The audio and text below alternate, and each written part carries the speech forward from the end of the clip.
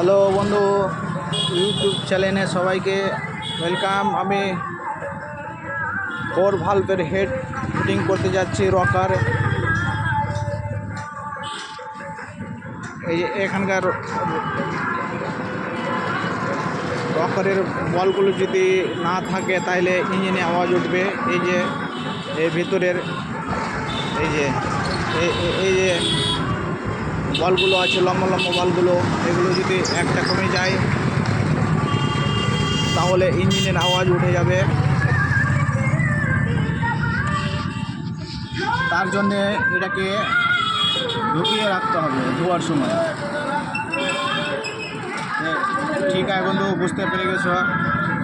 এই যে এই ওয়াশারগুলো আছে, এই ওয়াশারগুলো কোন সাইডে লাগবে ভিডিওর মাধ্যমে দেখিয়ে দেবো।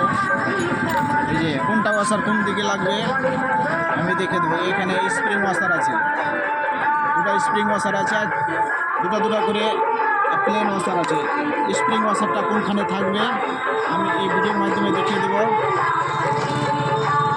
এই যে স্প্রিং ওয়াশারটা মাঝখানে থাকবে যেন লাইটার সময় স্প্রিংটা খেলে। এই যে খেলছে। তাহলে বন্ধু আমি রকারটা ফিট করতে লেগে যাবো। আর এই স্প্রিং ওয়াশারগুলো এই সাইডে থাকবে, এই সাইডে থাকবে না ওই সাইডে থাকবে।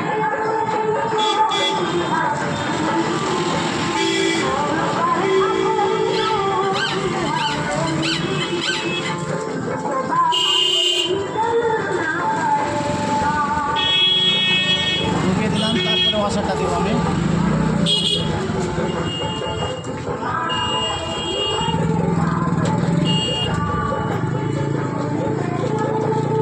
ওয়াশারগুলো দেখলাম আমি।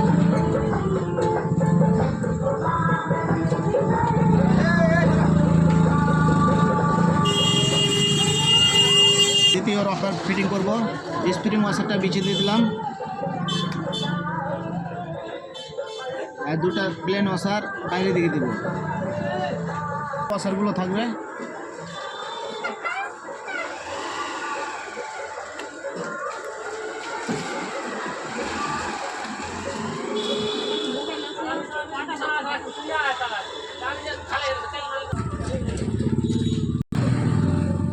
এই ওয়াশারগুলো লাগিয়ে দিলাম।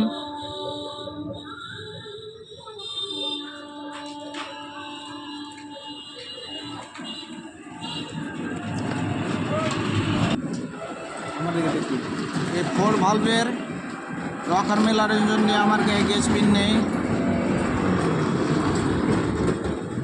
এই যে গেজ ব্লেড নেই আমার কাছে, তো এই ব্লেড দিয়ে আমি রকারটাকে মিলাবো। এই বরাবর রাখতে হবে।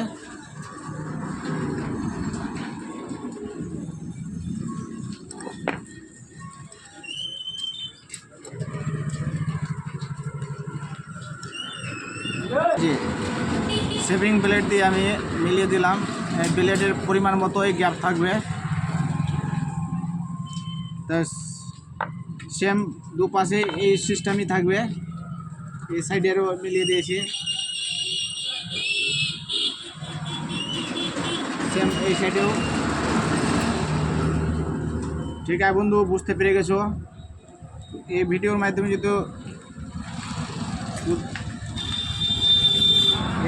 মাধ্যমে ঠিক বুঝতে পেরে গেছো। তো ভিডিওটি ভালো লেগে থাকলে লাইক, শেয়ার ও সাবস্ক্রাইব অবশ্যই করবেন। All the best, thank you.